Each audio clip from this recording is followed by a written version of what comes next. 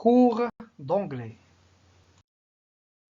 Have et have got. Have et have got. Alors, cas où on utilise have got. Have got. Have got est construit comme present perfect. Comme present perfect. Mais attention, il est un simple present. Simple present. Et peut remplacer do. Have au simple present.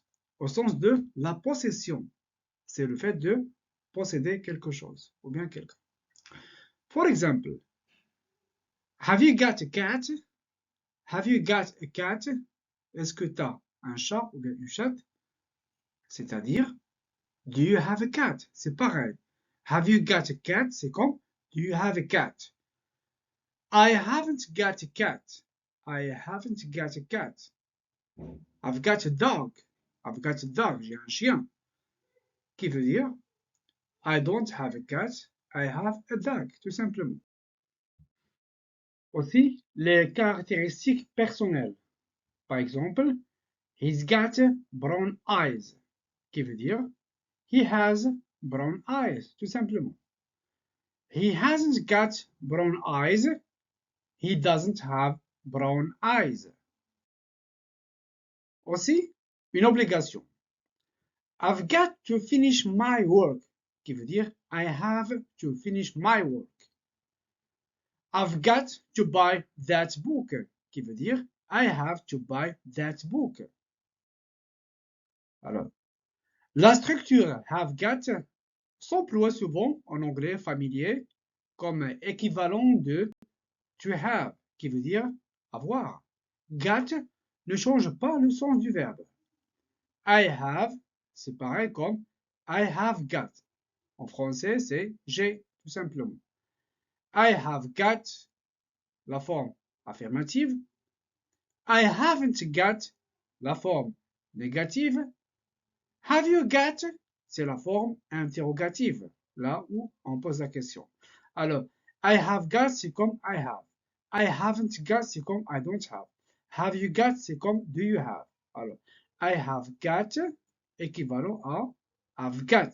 Donc, I, apostrophe, VE, have, c'est l'abréviation de I have.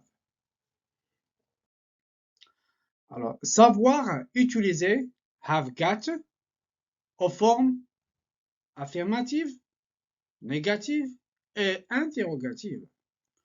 Emploi. Have got s'emploie pour exprimer l'idée de possession. Exemple, I have got a red bike. I have got a red bike. J'ai une bicyclette rouge.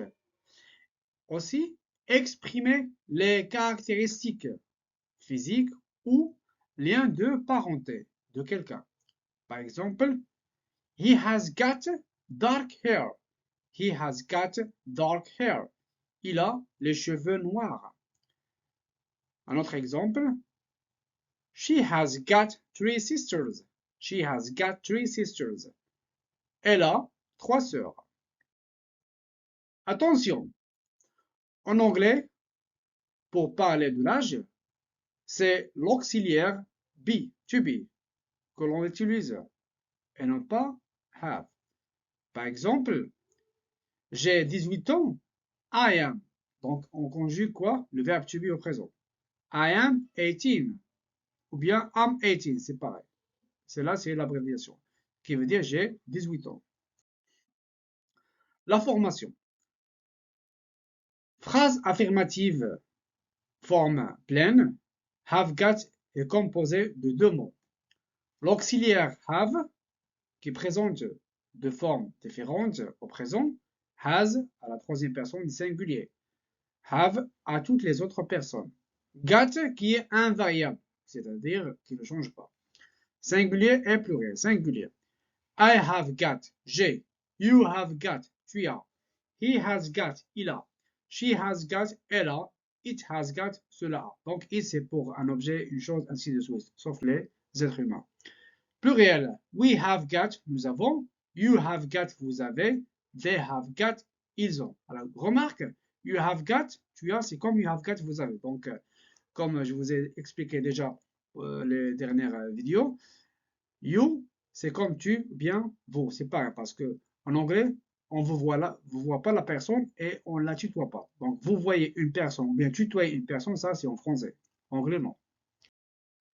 Phrase affirmative, forme contractée. Have got et has got ont chacun une forme contractée. Les lettres H et A disparaissent et sont remplacées par une apostrophe. Examples. I have got a bike. I have got a bike comme I've got a bike. I've got a bike.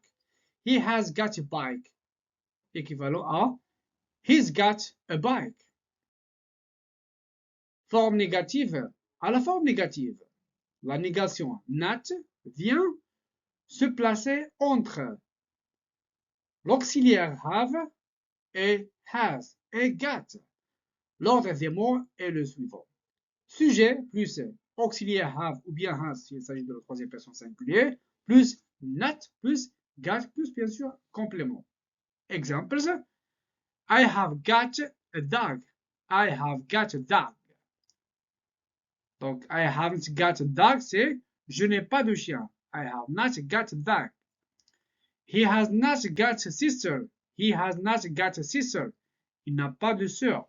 Alors, la contraction de have ou has et de la négation not est très fréquente. Le O de not est remplacé par une apostrophe et la négation s'accroche à l'auxiliaire.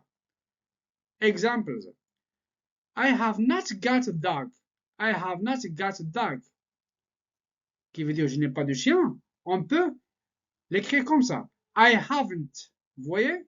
La négation, c'est ici. Voilà. I haven't got a dog. Un autre exemple. He has not got a dog. He has not got a dog. On peut l'écrire comme ça. He hasn't got a dog. Donc, regardez, la négation, c'est ici. He hasn't got a dog. Qui veut dire il n'a pas de chien. Alors, forme interrogative. À la forme interrogative, l'auxiliaire have ou has précède le sujet, comme pour toutes les questions en anglais, et got suit le sujet. L'ordre des mots est donc le suivant. Auxiliaire have ou bien has, plus sujet, plus got, plus complément, ou bien du complément. Exemple. Has he got a sister? Has he got a sister? A-t-il une sœur? A-t-il une sœur? Alors, have got exprime l'idée de possession ou sert à faire la description physique de quelqu'un. Il garde la même forme à toutes les personnes, sauf à la troisième personne singulière. Sa forme contractée est apostrophe v got ou s apostrophe s got. Got, comme on a dit, c'est invariable, ne change pas.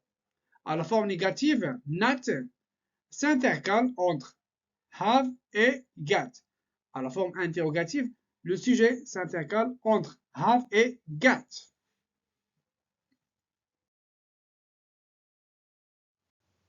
Cours d'anglais.